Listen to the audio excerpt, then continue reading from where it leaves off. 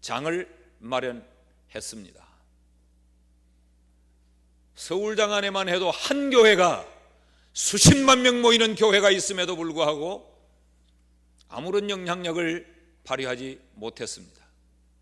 일부의 성도들이 모여서 반대 시위를 하고 반대 축제를 하는데 그것도 역부족이었습니다. 8만 명이 모였다는 이야기도 있고 성도들이 10만 명이 모였다는 이야기도 있으나 10만 명이 모이면 뭘 하고 8만 명이 모이면 뭘 하는가.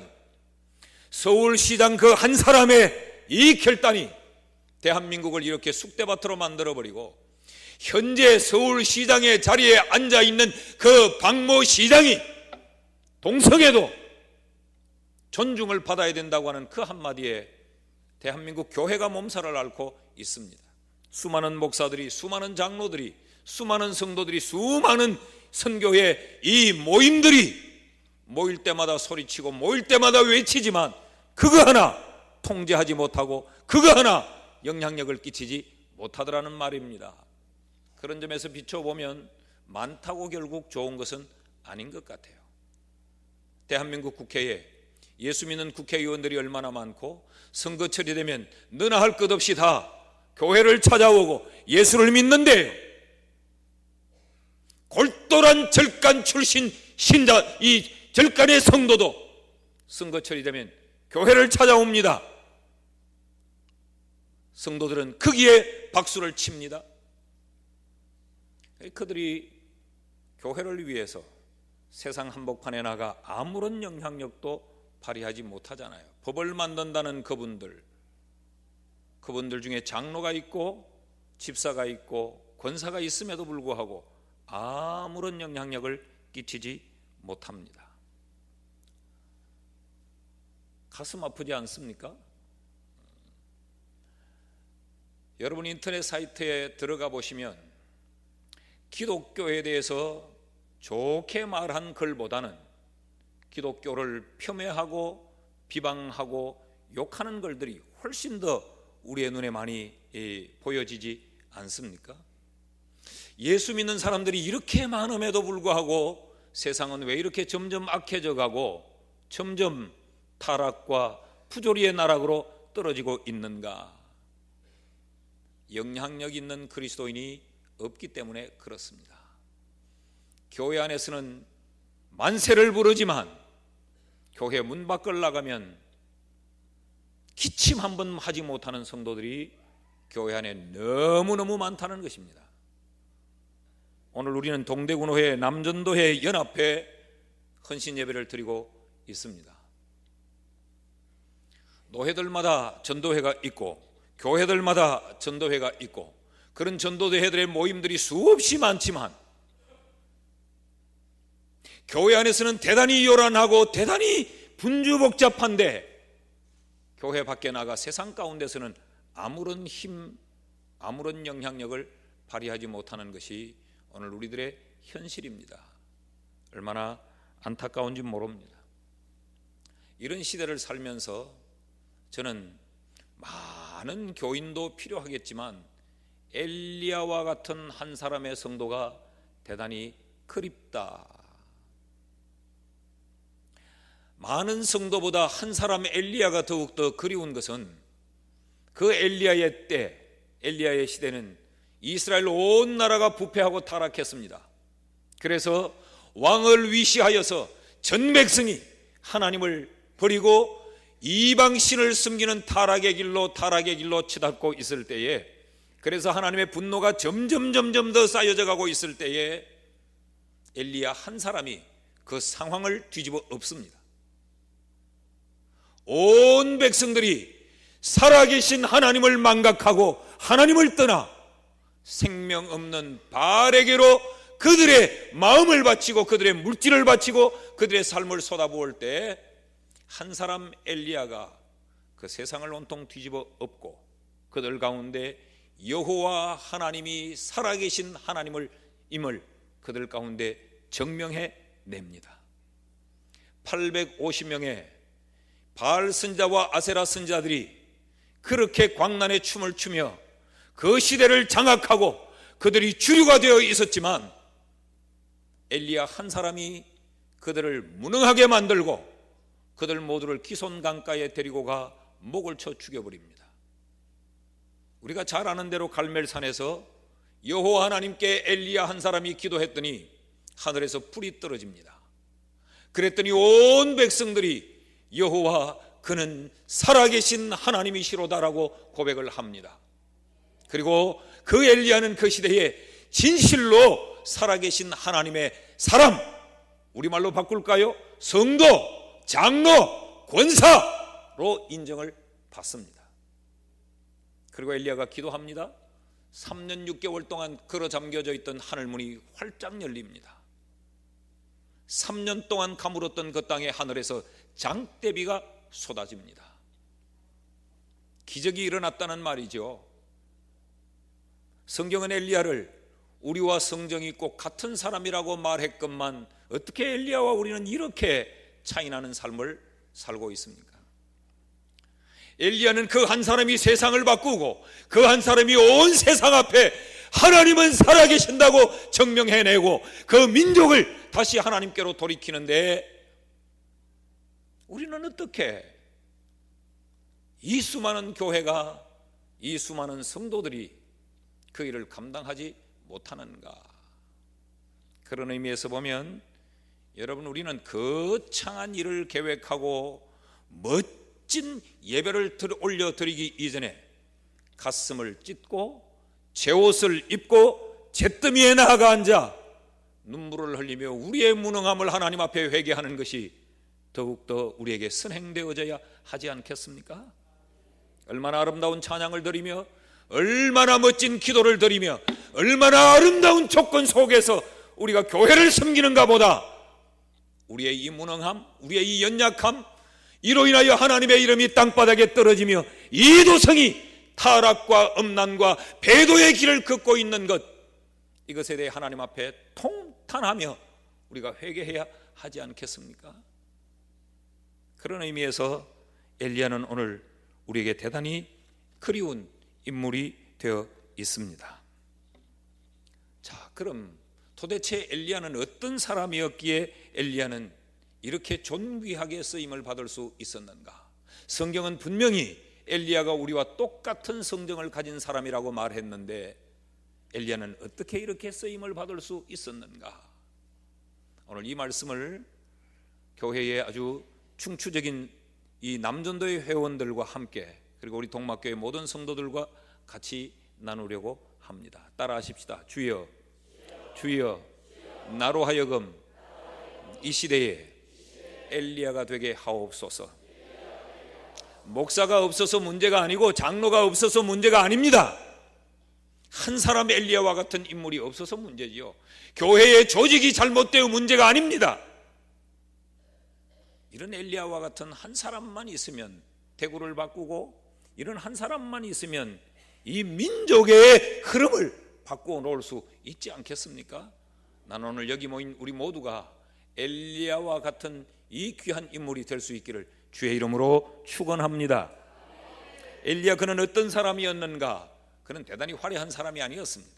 엘리야는 날 때부터 피가 달랐고, 그는 출신 성분이 달랐고, 그는 하늘에서 이 별같이 떨어진 그런 존재가 아니라 성경은 이렇게 말합니다. 17장 1절을 다시 보실까요? 다 같이 그러면 성경을 봐야 될 거 아니에요. 시작. 길르앗에 우거하는 자 중에 디셉 사람 엘리야가 아합에게 말하되라고 말했어요. 이것이 엘리야의 이력서 전부입니다. 엘리야는 그렇게 명함에 앞뒷면 빡빡하게 무언가 자기의 이력을 소개하지 않았습니다. 단 한 줄, 그는 디셉 사람이었다라는 것입니다. 여러분, 고향 없는 사람이 어디 있으며 자기가 살고 있던 동리 없는 사람이 어디 있겠습니까? 엘리야가 바로 이런 디셉 사람이었다. 그런데 이 성경 신구약 성경 전체를 막론하고 디셉이라고 하는 지명은 여기 단 한 번밖에 나오지 않습니다. 성경에 얼마나 많은 인물들이 등장을 합니까? 그렇다면 그 많은 인물들 중에 디셉과 관계된 인물이 한 사람은 있어야 하지 않겠습니까? 한 명도 없더라는 거죠. 그리고 성경에 얼마나 많은 사건이 성경 속에 펼쳐지고 있습니까? 그런데 성경에는 디셉과 관계된 사건은 단 한 건도 없습니다. 무엇을 우리에게 말합니까? 디셉은 아주 산골이었다는 이야기입니다. 거기에 등장할 인물이 없었고 거기에서 어떤 사건이 엮어질만 하지 못한 아주 첩첩산중의 어느 산골이었다, 그런 이야기입니다. 다시 말하면 내비게이션에 디셉이라는 지명을 치면 내비게이션이 찾을 수 없습니다 라고 나오는 그런 동리였다는 거예요. 그런 촌놈 엘리야가 그 당대의 최고의 권력자인 아합 왕 앞에 나가서서 내가 말할 때까지는 피 한 방울 오지 않는다 라고 그를 마치 밀가부로 그를 조롱하고 있습니다. 여러분, 이 당시에 아합 왕은 오늘날 미국의 대통령보다 더 막강한 권력을 쥐고 있었습니다. 미국은 지금 중국을 견제하고 있잖아요. 그런데 이 아합을 견제할 자가 없었어요.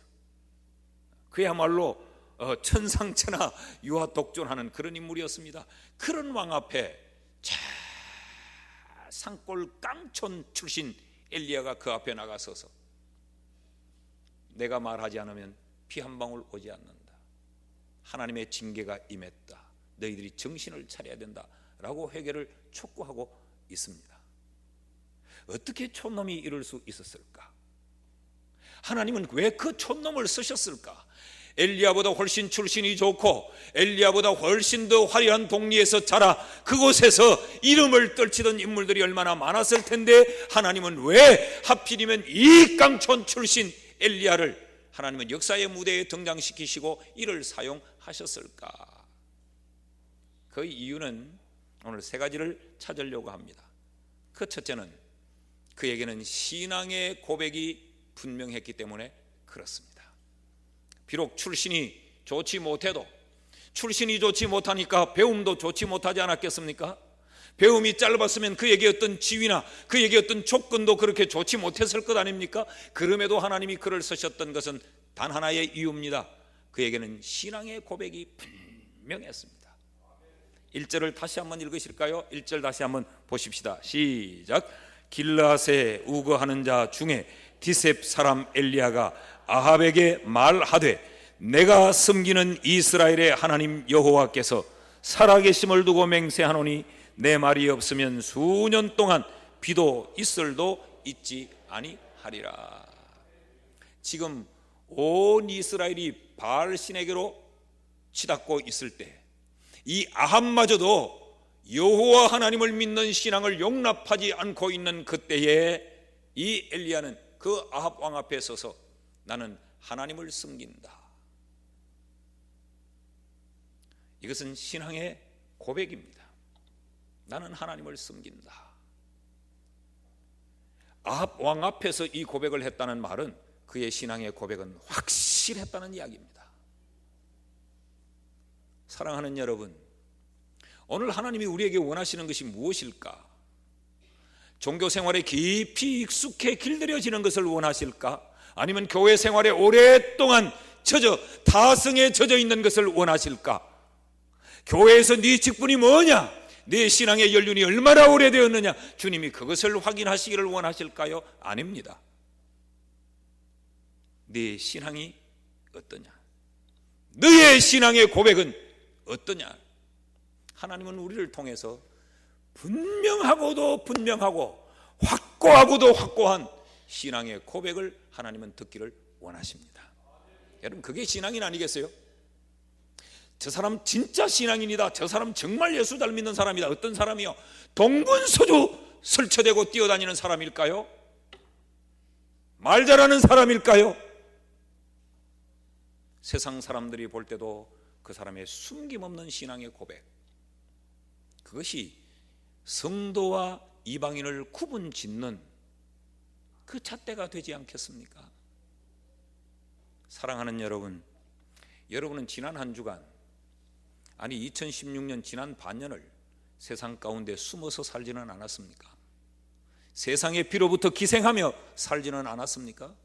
그래야 이 직장에 붙어있고, 그래야 내 주머니에 돈이 몇 푼 더 들어오고, 그래야 내게 어떤 유익이 있다 싶어 세상에 붙어서 내 신앙도 숨기고, 아니 내 신앙까지 타협하면서 그렇게 살아오지는 않았습니까? 사장이 내가 교회를 다닌다는 걸 알면 내게 불이익을 줄까 봐 숨기면서 살고, 내가 승진하고 내가 높아지기 위해서는 예수 믿는다는 걸 그렇게 드러내는 것이 결코 덕이 되지 않는다 싶어 감추어 놓고 살고, 온통 부패와 타락과 부정이 내 주변에서 판을 치는데도 우리는 함구하면서 그래야 그들과 함께 섞일 수 있고, 그래야 내가 세상에서는 왕따가 되지 않는다고 하는 아주 세상 살아가는 얄팍한 기술을 습득해서 신앙을 분명하게 고백하지 않고 살지는 않으셨습니까? 그래서 하나님이 우리를 쓰시지 않으시는 겁니다. 이렇게 학벌이 좋고 이렇게 좋은 가문에서 태어났고 그렇게 삶의 환경이 좋은 것에서 얼굴에는 기름이 주르르 흐르며 살아가는데도 하나님이 우리를 사용하지 않으시는 이유, 그것은 신앙의 고백이 확실하지 않기 때문에 그렇습니다. 이 신앙의 고백이 분명한 엘리야를 하나님이 쓰셨는데, 엘리야는 어떻게 신앙 고백이 분명했는가? 엘리야가 아합에게 말하되 내가 섬기는 이스라엘의 하나님 여호와께서, 그렇게 말해요. 나는 하나님을 섬긴다. 이걸 아합 왕 앞에, 그리고 그 시대를 향해서 엘리야는 지금 선포하고 있는 겁니다. 난 하나님을 섬긴다. 내가 이렇게 말하면 아합이 나를 죽일 수 있는데도 말이죠, 나는 하나님을 섬긴다. 이 고백을 하고 있는 겁니다. 우리와는 좀 사뭇 다르지 않습니까? 나는 하나님을 섬긴다. 이 상황이 어떠냐 하면 엘리야가 칼을 뽑아들고 죽임, 이 말 한마디 때문에 온 나라에 엘리야 체포령이 내립니다. 그리고 아합이 친히 독립하다 다니면서 엘리야를 봤느냐? 못 봤습니다. 만약에 보고도 못 봤다면 이 족속을 멸하겠다는 아주 무서운 상황 속에 엘리야가 나는 하나님을 섬긴다, 이걸 고백하는 거예요. 나는 오늘 여기 있는 여러분 모두에게 이런 신앙의 고백이 있기를 축복합니다. 엘리야의 신앙의 고백은 그저 막연하지 않았습니다. 아주 분명했습니다. 나는 하나님을 섬긴다. 그것이 엘리야의 신앙의 고백이었고, 그런데 엘리야가 자기가 섬기는 하나님이 어떤 하나님이라고 여기 소개합니까? 살아계신 하나님이라고 소개합니다. 여러분, 우리가 믿는 하나님이 살아계신 하나님이신 것을 여러분 믿습니까? 그 하나님이 살아계심을 지금도 확신합니까? 살아계신다면 그 하나님이 우리의 삶 속에서 역사하실 것도 믿습니까? 우리의 생사화복을 그분이 주관하신다는 거 믿습니까? 그렇다면 우리는 두려울 것이 없어야 돼요. 그래서 성경은 하나님이 우리에게 언제나 두려워하지 말라고 말했고, 언제나 담대하라고 말했고, 언제나 하나님을 신뢰하라고 말했어요. 여러분, 성경 어디에 두려워하라고 말한 곳이 있습니까? 어디에 낙심하라고 말한 곳이 있습니까? 어디에 절망하라고 말한 곳이 있습니까? 어떤 상황에서도 항상 기뻐하라고 말했고, 범사에 감사하라고 말한 이유, 우리는 도무지 이해가 되지 않는데 어떻게 항상 기뻐할 수 있느냐? 어떻게 범사에 감사할 수 있느냐? 이게 우리의 항변인데 성경은 그렇게 말해요. 그렇게 말하는 이유는 지금 기뻐할 수 없는 상황이라도 기뻐해라. 왜냐하면 내가 살아있기 때문이다. 그 기뻐할 수 없는 상황을 내가 기쁨으로 바꿔줄 수 있기 때문에 그렇다. 범사에 감사해라. 지금 감사할 수 없는 상황일지라도 너는 감사해라. 왜냐하면 내가 살아있기 때문이다. 내가 살아있다면 그 원망과 불평의 상황을 감사의 상황으로 바꿔줄 수 있기 때문이라는 것이죠. 이해가 되십니까? 우리의 신앙의 고백이 이러냐는 거죠. 찬양은 우리가 부르잖아요. 막 손을 들고 살아계신 주 하고 붕짝붕짝 하고 막 부르. 찬양 속에는 하나님이 살아계신, 내 삶의 현장에는 하나님이 살아계시지 않습니다. 교회에서는 우리 모두가 하나님을 섬긴다고 고백하는데 교회 문 밖을 나가면 우리 모두가 하나님을 섬기지 않는 듯해 보입니다. 뿐만 아니라 엘리야가 뭐라고 신앙을 고백합니까? 나는 하나님을 섬긴다. 내가 섬기는 하나님은 살아계신 하나님이다. 그런데 그분이 누구냐? 이스라엘의 하나님이다 라고 말합니다. 이 말은 무슨 말이냐? 이 이스라엘 공동체의 주인이 하나님이라는 것입니다. 아합이 권세를 가지고 있지만, 그 권세로 이 세상을 떡주무로도 하고 있지만, 나는 그렇게 믿지 않는다. 내 신앙은 살아계신 여호와 하나님, 그분이 이스라엘의 주인이시다. 이게 이 엘리야의 신앙의 고백입니다. 여러분, 정치하는 사람이 이 나라의 주인이 아니고 내가 속해 있는 그 회사의 사장이 주인이 아니란 말이죠. 우리가 믿는 하나님이 우주의 주인이시라는 겁니다. 그렇다면 우리는 삶의 어떤 처소에서도 그분만을 경배해야 돼. 그럼 우리는 어떤 상황에서도 그분을 두려워해야 되지, 사람을 두려워해서는 안 된다는 이야기입니다. 그런데 우리의 실상은 하나님은 두렵지 않아요. 사람은 엄청 두렵습니다. 제가 실제로 겪었던 이야기입니다. 경산 상대온천 가까이에 있는 어느 교회에 집회를 할 때입니다. 그래서 제 숙소를 상대온천에 잡아주었어요. 낮 집회를 마치고 점심을 사준다고 해서 따라가서 밥을 먹고 숙소에 들어오니까 시간이 거의 한 3시가 조금 넘어서는 시각이었습니다. 그 주차장에 내려서 호텔로 들어가는데 많이 낯이 익은 사람이 차에서 내리는 것이었습니다. 가만히 보니까 어느 교인이었어요. 그런데 그분 뒤를 쫄래쫄래 따라가는 여자가 하나 있었는데, 그 여자는 내가 아는 대로 그 남자의 여자가 아니었습니다. 그러니 이 호기심 많은 목사의 호기심이 발동을 하지 않겠습니까? 봉고 뒤에 몸을 감추고 추적을 하며 지켜보았습니다. 그런데 그렇게 오더니 들어가요. 프론트에서 한참 머무더니 목욕탕 가는 길로 안 가고 호텔 들어가는 길로 올라가는 겁니다. 그래서 내가 재빨리 뛰어와가지고, 참 목사도 더럽게 할 일이 없죠. 내가 재빨리 들어와서 프론트에서 방금 그 사람들 몇 호실에 갔느냐고 물었더니 가르쳐 줄 수가 없답니다. 가르쳐 줄 수 없다는 것 보니까 호텔에 들어간 것은 맞구만. 그랬더니 그 사람이 아무 말을 못해요. 그리고 저도 호텔로 들어갔습니다. 옷을 벗으려니까 손이 떨려서 옷을 못 벗겠어요. 커튼을 치고 요만큼만 열어놓고 제가 계속 밖을 내다보고 있었습니다. 나갈 때 똑바로 한 번 더 보려고. 참 강단에서 하기 어려운 이야기를 제가 합니다. 그분은 집사님이었습니다. 그분은 교회 오면 얼마나 신령하고 목사에게도 얼마나 매너가 나이스한지 몰라요. 그런데 그는 자신은 하나님을 섬긴다고 말했을지 모르지만 살아계신 하나님을 섬기지 않았습니다. 우주의 주인으로 아니 계시는 곳이 없으신 그 하나님을 섬기지 않았던 거예요. 사람의 눈만 피하면 된다고 생각했던 것입니다. 여러분, 제가 너무 극단의 예를 들어서 가슴에 와닿지 않은지 모르지만 우리는 그렇게 살지 않습니까?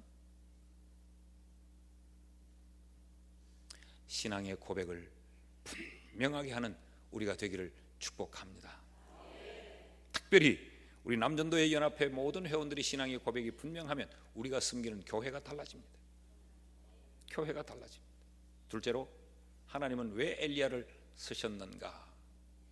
그 디셉 촌부 엘리야를 하나님은 왜 쓰셨는가? 그에게는 신앙의 훈련이 있었기 때문에 그렇습니다. 18장에 갈멜산 사건이 일어나기 전에 17장에 나타나는 이 사건들은 하나같이 엘리야를 훈련시키기 위한 하나님의 계획된 의도였습니다. 제가 2절부터 좀 읽어 내려가겠습니다. 여호와의 말씀이 엘리야에게 임하여 이르시되, 너는 여기서 떠나 동쪽으로 가서 요단 앞 그리 시냇가에 숨고 그 시냇물을 마시라. 내가 까마귀들에게 명령하여 거기서 너를 먹이게 하리라. 그가 여호와의 말씀과 같이 하여 곧 가서 요단 앞 그릿 시냇가에 머물매 까마귀들이 아침에도 떡과 고기를 저녁에도 떡과 고기를 가져왔고 그가 시냇물을 마셨으나 땅에 비가 내리지 아니하므로 얼마 후에 그 시내가 마르니라. 여러분 여기 한번 보십시오. 하나님께서 엘리야가 그렇게 담대하게 아합 왕 앞에 가서 선포를 했습니다. 그러면 하나님이 엘리야를 너 잘했다고 끌어안고 칭찬을 하고 좋은 특급 호텔에다가 엘리야를 모셔놓고 거기서 푹 쉴 수 있도록 그렇게 대우를 해줘야 될 텐데 하나님은 말씀하시기를 엘리야야 그릿 시냇가로 빨리 도망을 가라라고 말합니다. 그리고 그 시내에서 시냇물을 먹고 네 생명을 연명해라. 내가 까마귀를 통하여서 아침과 저녁으로 먹을 것을 날라다 주겠다라고 말씀을 하세요. 엘리야가 그곳으로 갑니다. 아침 저녁으로 까마귀가 먹을 것을 날라다 줍니다. 여러분 우리는 이것을 기적이라고 말을 하는데 엘리야의 입장이 한번 되어 보십시오. 기적은커녕 불안함의 연속입니다. 내가 주를 위해서 이 담대하게 일했는데 그릿시내가, 그릿은 어디냐? 쉽게 설명해서 광야에 아주 바위가 쌓여져 있는 바위촌입니다. 그곳에 가서 시냇물을 퍼먹고 살라십니다. 이해가 됩니까 이게? 그리고 더럽게도 까마귀는 이스라엘 백성들에게도 아주 개걸스럽고 천박한 짐승입니다. 그런데 그 까마귀를 통해서 먹을 것을 날라다 주겠다고 말을 해요. 이럴 때 엘리야가 와 나는 이제 기적을 체험한다 그랬을까요? 얼마나 불안하고 얼마나 두려웠겠냔 말이에요. 아침에 눈 뜨면 까마귀를 기다립니다. 와서 먹을 것을 날라다 줍니다. 저녁에도 와야 될 텐데, 저녁에도 와야 될 텐데 온 종일을 엘리야가 마음대로 활보하지도 못해요. 지금 아합이 잡으러 오기 때문에 숨어 있어야 됩니다. 바위 틈에 하루 종일 숨어 있으면서 저녁에 까마귀가 와야 될 텐데, 저녁에 까마귀가 와야 될 텐데 안 오면 나는 죽는데. 지금 엘리야의 형편이 이렇습니다. 하나님은 왜 엘리야를 이렇게 몰아넣으셨을까? 엘리야가 그곳에서 시냇물을 퍼마시는데 그 성경 7절 끝부분에 보면 얼마 후에 그 시내가 마르니라 그랬어요. 그러니까 여러분 시냇물은 마를 때 쫙 흘러가다가 갑자기 탁 마르지 않지요. 벌써 조금씩 가뭄이 시작됐으니까 그래서 조금씩 줄어들어요. 그 줄어드는 물을 두 손으로 움켜 마시면서 엘리야의 마음이 어땠을까요? 야 나는 기적으로 산다 그랬을까요? 이게 점점 준다 이거. 어이씨 이러다가 이거 줄을 뿜으면 나는 뭐 마시지? 얼마나 불안이 그 마음속에 엄습해 왔겠어요. 하나님은 왜 이렇게 하셨을까? 이것이 하나님의 훈련이었습니다.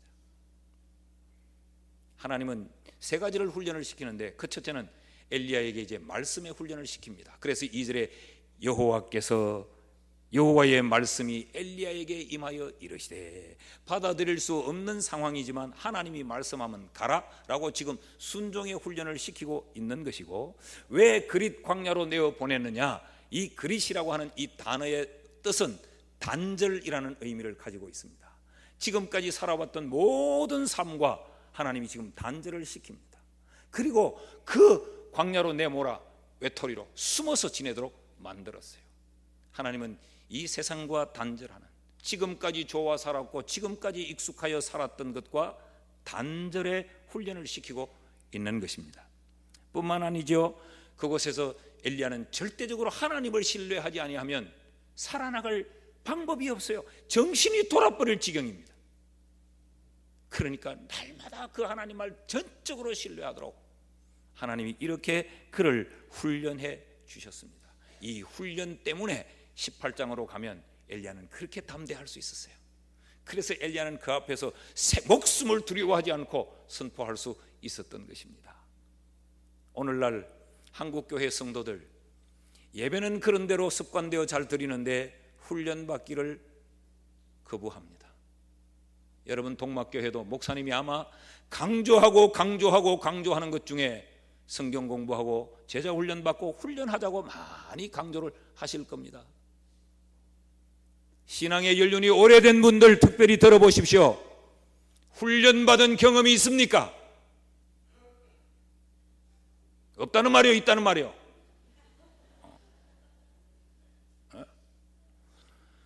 수십 년을 교회는 다니면서 교회 생활은 익숙하고 전문가입니다. 회의하는 데는 전문가가 되어 있는데 훈련을 받으셨냐는 거지. 훈련되지 않은 병사는 그 제복은 아름답고 화려할 수 있지만 전장터에서 총 한 번 제대로 쏘보지 못합니다. 훈련받지 않은 병사는 전장터에서 포로가 될 수밖에 없습니다. 그러나 훈련된 병사는 전쟁터에서 빛을 발하게 되는 것입니다.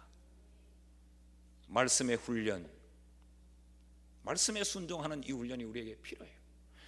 여러분, 가끔 성경을 읽거나 목사님 설교를 듣다 보면 정말 구구절절이 나하고 생각이 같은 설교를 들을 때도 있지만 어느 날 설교는 전혀 내가 받아들일 수 없는 설교를 할 때가 있지 않습니까? 지금 자식들이 배를 골아 죽어가는 지경인데도 11조를 드리라고 외칠 때 받아들일 수가 있던가요? 내 먹고 살기도 어려운데 교회를 위하여 헌신해라, 헌금 드리자 라고 말할 때 받아들일 수가 있던가요? 그러나 성경에 어긋나지 않는 말씀이라면 순종해 보십시오. 그 훈련을 좀 받을 필요가 있습니다. 그리고 세상과는 조금 귀를 막고 세상과 단절하는 이 훈련이 필요해요. 우리 교인들이 너무 복잡하게 살아요. 여러분, 일주일 내내 온전히 주님만 주목할 수 있는 시간을 가져보셨습니까? 뭐 여기 모임 가고 저기 모임 가고 여기 결혼식 가고 여기 사람 만나고 일하러 정신이 없어서 온전히 주님께만 내 시선을 고정하고 내 마음을 주님께로만 쏟아붓는, 세상과는 좀 단절된 오직 주님만 주목하는 이런 시간이 여러분에게 있던가요? 성경 한 장 제대로 볼 시간이 없잖아요. 일주일 내내 우리의 입술에는 찬송 한번 제대로 불러보지 못했잖아요.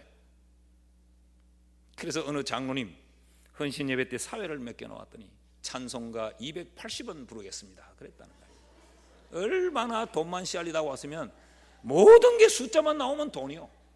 찬송가 280원 부르겠습니다. 그런데 더 놀라운 것은 교인들도 아무도 이상하게 생각 안 하더라는 거예요. 이 동막교회 교인들은 웃잖아요. 이 깨어있는 교회입니다. 동막교회 교인들은 뭐가 틀렸는지 알잖아요. 멍청하게 지금 눈만 내려놓고 오늘 목사가 설교를 조금 강하게 하니까 별로 마음에 안 들어서 안 입고 온 마음으로 보는 분이 여기 3분 계세요. 그분들은 지금 웃을 여유도 없는 거예요. 저 새끼 오늘 더럽게 세게 하네. 그러고 보면 이쪽 줄에도 있고 이쪽 줄에도 있고 이쪽 줄에도 있고 이쪽 줄에는 없는 것 같아. 왜냐하면 여기 우리 교회 장로님들이 몇 분 와가 앉아있거든요.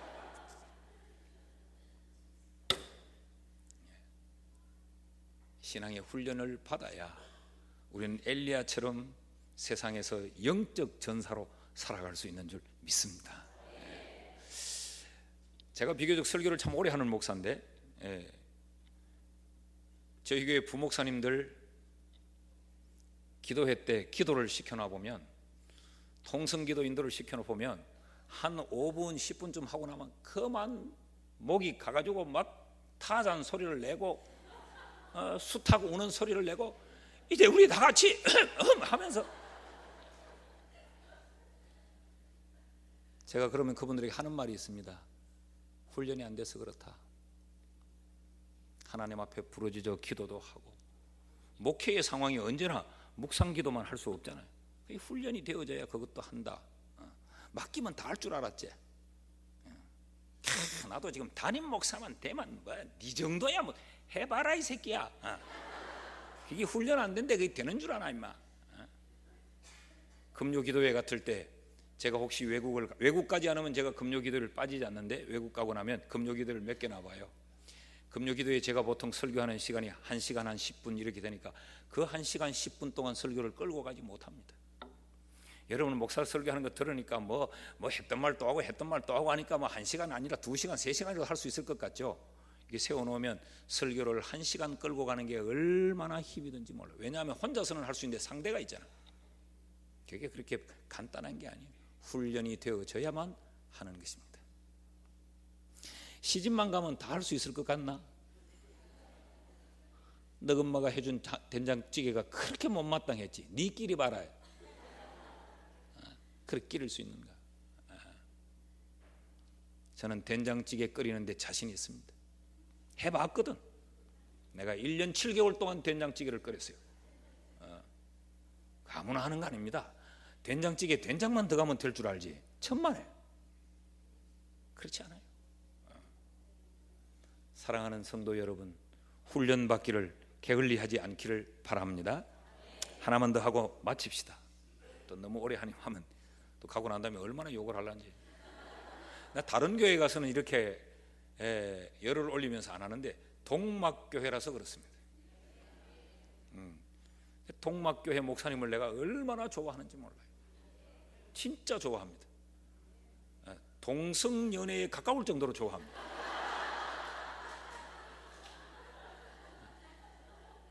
동성연애는 아니고 그렇게 가까울 정도로 좋아하고, 그 목사님을 좋아하니까 동막교회를 좋아해요. 그 좋아하는 교회 와서 이렇게 핏대를 올리는 이유는 동막교회가 동쪽이 막막한 교회라면서, 그래서 막막한 데서 좀 깨어나라고 핏대를 올리는 중에 있는 겁니다. 또 수준 없는 교회 가서 이렇게 오래 하면 시험 들어요. 그 동막교회는 설교를 사귈 수 있는, 받아들일 수 있는 수준이 있다 싶어 앞으로 7분만 더 하겠습니다. 아멘 하는 사람 상당히 나쁜 사람들이에요. 셋째로 하나만 더 살핍시다. 그 디셉 촌부 엘리야가 이렇게 하나님 앞에 귀하게 쓰임받을 수 있었던 건 첫째는 뭐 때문이라고요? 그만큼 칭찬을 해놨는데 수준이 있다고. 첫째는 뭐요? 신앙의 고백 때문에. 둘째는 신앙의 훈련이 있었기 때문에 그랬다. 셋째는요, 연단의 실제가 있었기 때문에 그렇다. 다시 말하면 연단 받았던 그 경험들이 있었기 때문에 그렇다라는 이야기입니다. 사람은 연단을 통해서 더 단단해집니다. 그래서 군인들에게 훈련을 시킬 때 늘 책상에서만 훈련시키지 않습니다. 빤한데도 이 훈련장에 데리고 가서 엎드려서 하나 둘 셋 엎드려 빵, 또다시 일어나서 하나 둘 셋 빵, 그걸 하면 군복이 먼지가 먹고 이 발꿈치가 다 떨어지고, 이걸 계속하고 그 시궁창에 사람을 넣어서 좌로 굴러 우로 굴러 이걸 시키는 것은 훈련의 자리에서 한 걸음 더 나아가 실제를 그들에게 경험시키는 거죠. 이런 것을 경험하면 물구덩이에 뛰어들 때 겁이 안 납니다. 맨날 놀았던 데가 그것이니까. 엎드려서 기는 것이 겁이 나지 않습니다. 늘 했던 것이 그것이기 때문에 그렇습니다. 저희 교회 부목사님들은 웬만한 교회 가서 강단에 서서 겁을 안 냅니다. 큰 교회 강단에 늘 써봤기 때문에 웬만한 데 가면 겁이 안 나요. 만만한 거죠. 눈에 딱 들어오는 거죠. 이건 경험 때문에 그렇단 말이죠. 지금 하나님은 이제 8절부터 그 이하에 보면 하나님이 거리시내가에서 엘리야를 어디로 옮기느냐 하면 우리가 잘 알기 때문에 이제 간단히 설명할게요. 사르밧 땅으로 옮기지요. 야야, 설교 들어, 설교. 그 휴대폰 놔놓고 사르밧 땅으로 보내요. 그래서 사르밧 과부의 집에 데리고 갑니다. 아니, 거리시내가에서 그렇게 고생했으면 사르밧으로 이제 보내면 좋은 집으로 보내야 되지 않습니까? 하나님이 사르밧으로 가라, 거기 내가 너를 공개할 과부를 준비해 놨다. 아마 이럴 때 틀림없이 천국 가서 물어봐야 되겠지만 엘리야는 이 소리를 들을 때 이제는 고생 끝, 행복 시작이다 라고 생각했을 거예요. 아마 그 과부는 돈 많은 과부일 거라고 생각했을 가능성이 있습니다. 과부의 매력은 돈이 많은 데 있습니다. 그래서 갔는데 그 과부는 지금 우리 쉬운 말로 설명할게요. 식은 밥 한 공기밖에 없습니다. 요거 찬물에 말아먹고 아들하고 죽으려고 하는 아주 절박한 과부를 만나게 합니다. 여러분, 이 엘리야가 눈이 뒤집어지지 않겠습니까?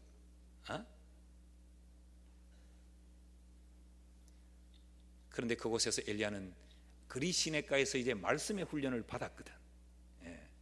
하나님만 절대 신뢰한다는 훈련을 받았거든. 그러니까 하나님이 시킨 대로 합니다. 그 과부에게 먹을 것을 달라. 이러니까 그 과부가 요것밖에 없어요. 당신 줄 게 없어요. 요거 한 숟가락 찬물에 말아 호로록 마시고 우리 아들하고는 이제 더 먹을 게 없으니까 죽으려고 합니다 라고 하니까 엘리야가 그것 내부터 먹자, 가져오라고 말을 합니다. 그런데 이 여자가 또 가져옵니다. 조금 전에는 안 된다고 하더니. 갖다 줍니다. 그런데 이상하게 그 집에 식량이 떨어지지 않고 다시 3년 6개월 뒤에 비가 쏟아져 먹을 것이 해결될 때까지 이 집에는 쌀 뒤주에 쌀을 퍼내면 또 있고, 퍼내면 또 있고, 퍼내면 또 있고, 퍼내면 또 있고. 언제까지 할까요, 김 장로님? 퍼내면 또 있고, 퍼내면 또 있고. 이 기적 같은 이야기를 하는데도 너무 엄청스러우면 아멘도 안 나오는 법이긴 합니다만 이랬다는 이야기죠. 이 기적을 체험합니다. 엘리야는 그 먹고 죽으려고 하는 그 처절한 여자의 집에서 이 연단의 훈련을 받는 거죠. 그럴 때에도 하나님의 말씀에만 신뢰하면 해결된다. 그래서 이제 잘 먹고 잘 사는데 그 집에 아들이 갑자기 죽습니다. 그러니까 이 여자가 갑자기 엘리야에게 원망을 쏟아붓습니다. 꼭 우리 같지 않습니까? 지금까지 잘 먹고 잘 살았으면 아들이 그때 죽으려고 했는 거 이만큼 살다가 죽으면 그거 감사할 일이지. 그렇지 않아요? 그때 엘리야 만날 때 죽겠다고 했는데 이만큼 잘 먹고 살다가 죽었으면 그동안 감사했어요. 그래야 될 거 아니에요. 근데 아들이 죽자 엘리야에게 원성을 막 퍼부어댑니다. 성경은 고상하게 기록해놨지만 이랬을 거 아니에요. 야, 이 새끼야, 네 때문에 우리 아들 죽었다. 그럼 책임을 엘리야에게로 다 돌립니다. 엘리야가 얼마나 억울했겠습니까? 그때 엘리야는 아무런 말을 하지 않고 그 아이를 내게 달라고 말합니다. 그리고 그 아이를 끌어안고 다락으로 올라가 그곳에 몸을 누이고 하나님 앞에 기도합니다. 그랬더니 이 아이가 살아납니다. 그 억울한 누명을 뒤집어 썼다가 하나님이 죽은 자를 살리는 이 경험을 엘리야가 해버리는 거예요. 그러니까 18장에 들어가서 아합이 죽인다고 해도 겁이 안 나고, 죽이면 하나님이 살릴 거고, 850명이 달라붙어도 엘리야 혼자 850대 1의 맞짱을 엘리야가 뜨는 겁니다. 얼마나 멋있습니까? 이것은 사르밧에서 엘리야가 철저하게 연단되어졌기 때문에 그렇습니다. 사르밧이라고 하는 이 말의 의미가 뭐냐? 용광로, 재련소라고 하는 의미입니다. 그러니까 이 사르밧에서 엘리야는 완전히 영적 전사로 싹 새롭게 뽑혀져 나온 거예요. 새롭게 재련이 되고 새롭게 녹아져서 새롭게 만들어졌다는 이야기죠. 무엇이? 연단이 엘리야를 이렇게 만들어 냈다는 것입니다. 그러니까 엘리야가 일당백을 하는 이 멋진 삶을 살게 되었다라는 이야기입니다. 사랑하는 여러분, 그러므로 연단받음을 두려워하지 마십시오. 성경은 뭐라고 말합니까? 내가 고난 받기 전에는 내가 그릇 행하였지만 고난을 당하고 나니까 이제는 내가 밝히 안다 그랬어요. 고난은 변장하여 우리를 찾아오는 하나님의 축복이라 그랬습니다. 그러므로 교회 생활을 할 때 여러분, 우리가 이해할 수 없는 상황에 놓이게 되고 신앙생활을 할 때 어이없이 억울한 자리에 떨어지기도 하고 우리가 하나님을 섬기며 사는데 온갖 수모를 다 겪을지라도 그것이 결코 우리에게 화가 아니라 하나님이 우리를 사르밧에 두셨다, 하나님이 나를 연단하신다 라고 믿고 변명하지 말고 대들지 말고 순종하면서 그 길을 묵묵히 믿음으로 가시면 훗날에 정금같이 나오게 될 줄 믿습니다. 오늘 이 세 가지를 붙들고 우리가 다시 한번 우리의 신앙을 점검해서 여러분 모두가 이 시대의 엘리야가 될 수 있기를, 특별히 우리 동대구 남전도의 모든 회원들이 이 시대에 이런 엘리야가 되어서 일당백을 하는 그런 멋진 그리스도의 군사들이 되기를 주의 이름으로 축원합니다. 축원합니다. 우리 한 1분